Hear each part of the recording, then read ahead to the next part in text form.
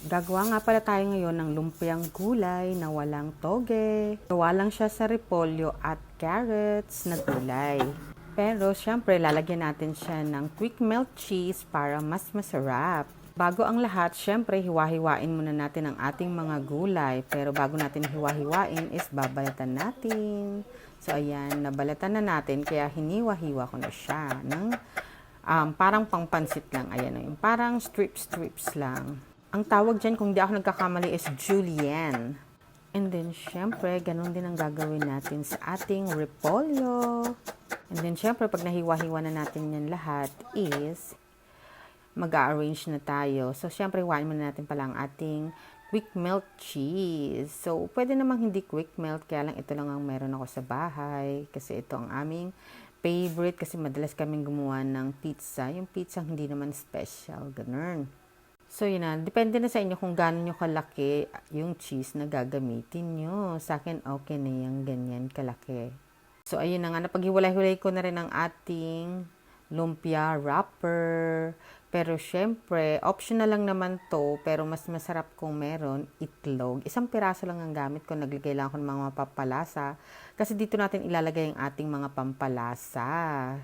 So, naglagay ako ng salt, pepper, and konting magic syrup para sumarap. Tapos ayun na nga, nilagay lang natin sa wrapper ang ating cabbage, carrots, and then isang kutsarang egg, and then ang ating quick melt, and then ibalot lang natin yan, and then lahat-lahat is ibalot natin. And then pagkabalot niyan is pwede nyo na yung itago sa rep or prituhin ng isahan lang. So, ayun, flex ko lang muna tong aking Xiaomi induction cooker na sobrang tipid talaga sa kuryente. Biro mo, 200 to 300 lang nadadagdag nito sa monthly bill ko. Kahit lagi pa ako dito nagluluto. Kaya nga, paborito ko na siyang paglutuan para na rin makatipid sa kuryente at sobrang dali niya pang linisin. Imagine naman, yung gasol is halos 1,000 na. Isang buwan lang yun, ubos na. Talagang halos 700 pesos ang difference na natipid ko, 'di ba, sa paggamit lang ng induction cooker. At hindi ka pa mangangambang mauubusan.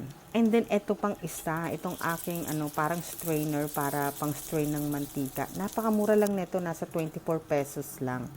Ayan, 'di ba? Pagkatapos mo magprito, ilagay mo muna diyan para tumulo ang mantika. O 'di ba?